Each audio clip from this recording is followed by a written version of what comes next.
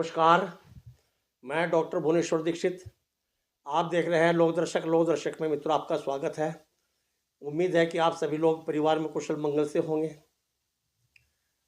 कुछ सूचनाएं हमें प्राप्त हुई है, अपडेट्स है कुछ हमारे पास। सबसे बड़ी अपडेट तो यह है कि वितरण व्यवस्था में क्या बदलाव होने जा रहा है। उत्तर प्रदेश में पायलट प्रोजेक्ट की भी तैयारी हो चुकी है, वो सभी हम बताएंगे।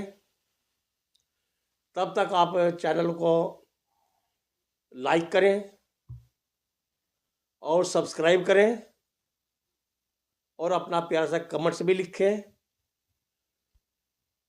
वीडियो को लास्ट तक देखें, बीच में वीडियो को मत छोड़ें, क्योंकि आधी अधूरी जानकारी वो सही नहीं होती है। पूरी जानकारी लें। हमारी कोशिश है कि आप तक पूरी जानकारी दें। जो नए व्यूअर्स हैं, जो पहली बार इस वीडियो को देख रहे हैं, वे सब्सक्राइब जरूर करें, जिससे कि आने वाली वीडियो का नोटिफिकेशन आसानी से आपके मोबाइल पर जा सके। नीचे सब्सक्राइब करते हो बेल का बटन है, उससे जरूर पुश करें तो वीडियो देखने के बाद ये जानकारी दूसरों तक भी पहुंचाएं। अपने मूल विषय पर आते हैं। इस विषय के लिए, इस जानकारी देने के लिए ये वीडियो हमें शूट करनी पड़ रही है। वीडियो लंबी होगी, इसलिए आप इसे देखें। राशन व्यवस्था में जो नई बदलाव आने जा रहा है, वो सारा सिस्टम सरकार डिजिटल करना चाह रही है। पेपरलेस, बिल्कुल कैशलेस। कार्ड धारक या उन्हें कार्ड तो उनके पास नहीं होगा, वो मोबाइल में ही होगा। लाभुक बोलना चाहिए, लाभार्थी। वो दुकान पर आएगा, ना पैसे देगा। तो ये व्यवस्था किस प्रकार की होगी, सर ध्यान से सुने। भारत सरकार राशन वितरण व्यवस्था में डिजिटल क्रांति लाने की सोच रही है।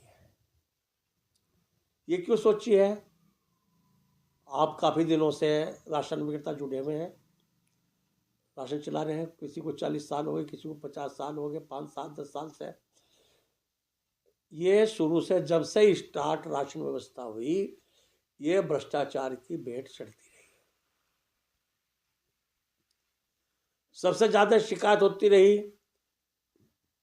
जब भी कोई नई सरकार आती है, उसमें कोई ना सुधार करती चली आ रही है, केंद्र सरकार हो या राज्य सरकार हो।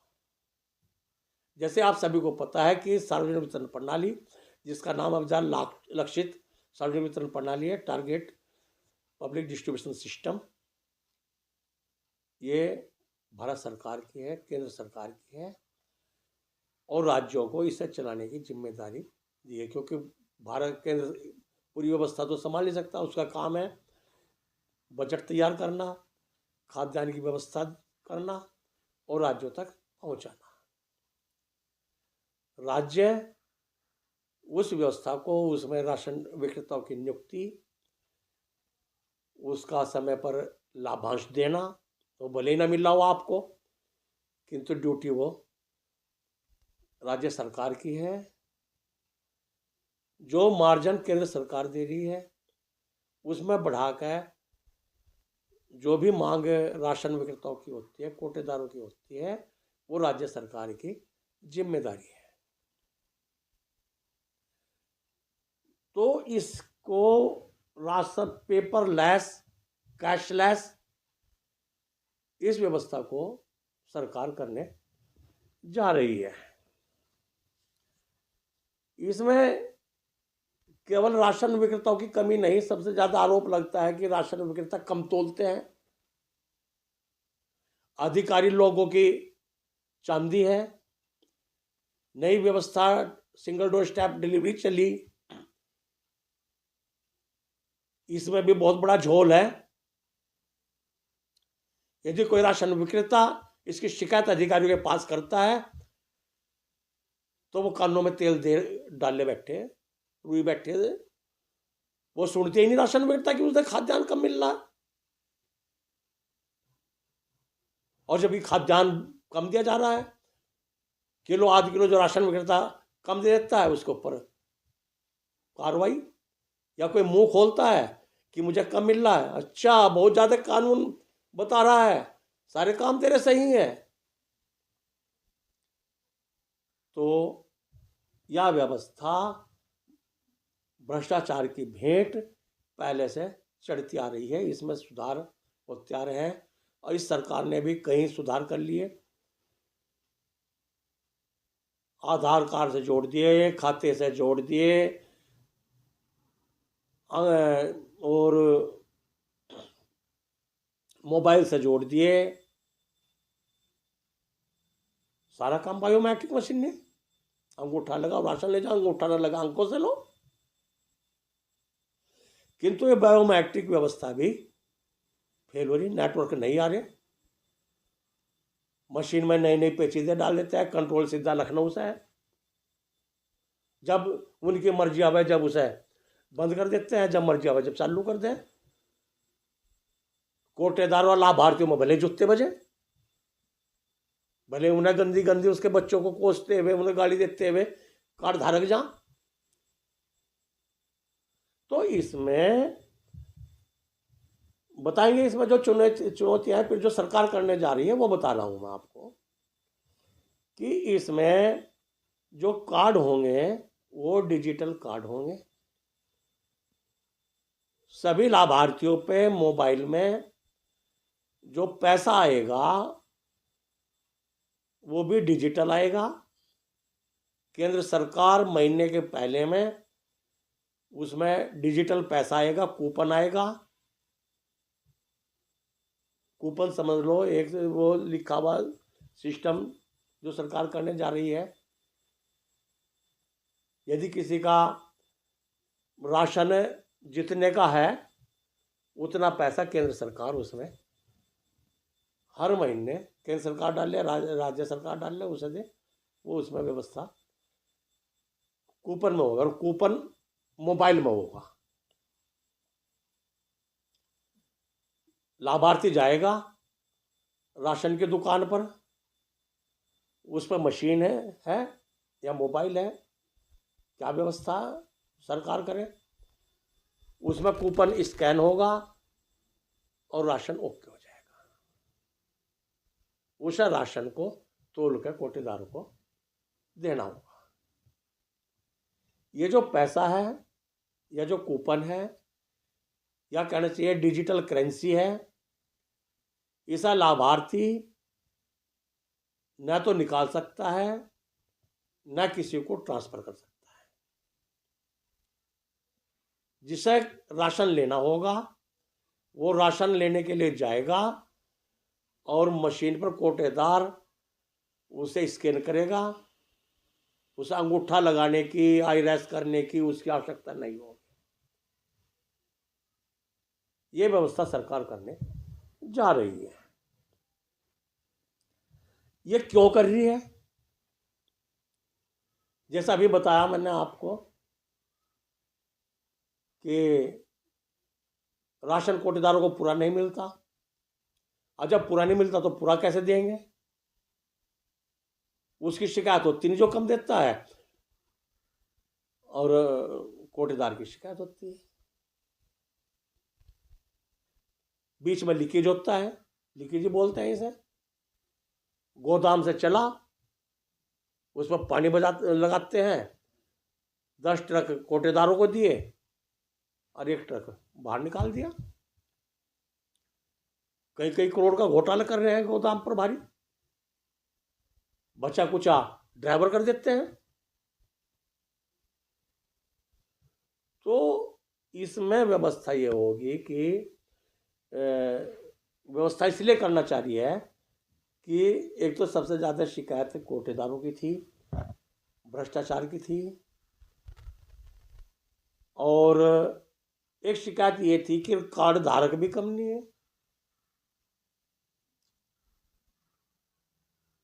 जब मैनुअल चलता था, भाई मुझे तो मिट्टी तेल की जरूरत नहीं है, और 8-8 10 राशन कार्ड इकट्ठा करके लेकर आ रहे, और यदि राशन विक्रेता मना कर दी भाई अपने पर ले जाओ, तो वो उसका सिर फोड़ने को तैयार थे। वहां खरस्तियां बजाते उसके सिर। APL का गेहूं चला, कह ले भाई तो गेहूं ले लिया, मैं मिट्टी का तेल ले रहा, मिट्टी का तेल भी खत्म हो गया। 4-4 5-5 6-6 10-10 राशन कार्ड हमने देखे, कई कई क्विंटल सामान कार्ड धारक लेकर जाते थे। फिर ये NFS लागू हुई, खाद्य सुरक्षा। खाद्य सुरक्षा में ऐसे आदमी जिनका गाड़ियां हैं, ट्रक हैं, सरकारी आदमी तक राशन ले रहे हैं, उनका पेट नहीं भर रहा कहीं भी, सरकारी नौकरी में भी बहुत राशन कार्ड पकड़े गए। और सबसे ज्यादा परेशान कोटेदार को महक रहे हैं जो छके हुए हैं। सीधा कट्टा कर दे, भर दे भाई, आगे वो चाहे कुछ भी करे, और ना दे या तो शिकायत करेंगे।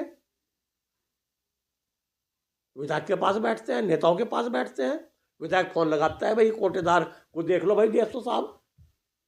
DSO की हिम्मत नहीं है, इंस्पेक्टर की हिम्मत नहीं है।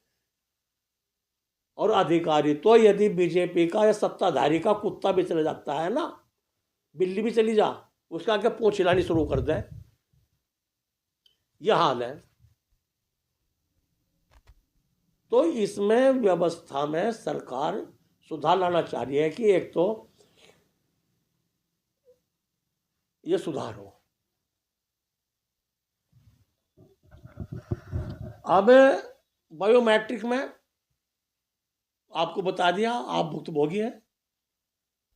किसी का अंगूठा लगता, कोई राजमिस्त्री है, कोई 60 साल की बुढ़िया है, कोई बर्तन मांजती है, सर्दियों में हाथ पड़ जाते हैं, आंखें बनी हुई हैं,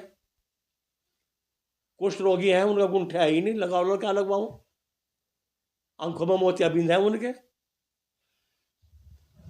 तो ये व्यवस्था ऐसी है कि उसमें वॉलेट में पैसे पड़ेंगे, टोकन दिया जाएगा, और उससे वो सामान लेंगे, और महीने के शुरुआत में वो मुद्रा उसमें पड़ जाएगी। और जो मुद्रा होगी, डिजिटल मुद्रा या प्रोग्रामेबल होगी मुद्रा, यानी कि जिस उद्देश्य के लिए दी जा रही है उसी उद्देश्य में ये काम आएगी। कोई उसे निकाल नहीं सकता, किसी को दे नहीं सकता, ट्रांसफर नहीं कर सकता। तो ये तो मैंने कारण बता दिया कि मानवीय हस्तक्षेप बहुत ज्यादा था इसमें, भ्रष्टाचार ज्यादा था, बिचौलिए थे। अब इसमें समस्या क्या आएगी, ये हमारा अपना अनुमान है। बाकी जो भुक्तभोगी हैं वो तो भुगतेंगे, जो राशन विक्रेता है तो भुगतेंगे। एक तो ग्रामीण क्षेत्रों में नेटवर्क की कमी, दूसरी बात सभी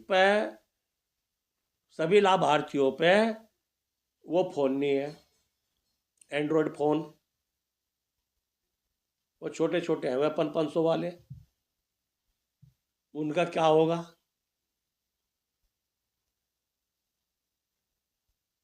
ये सबसे बड़ी समस्या। इंटरनेट है ही नहीं कतई भी। तो ये चुनौती सबसे ज्यादा होगी। कुछ भाषा बोली अलग अलग है।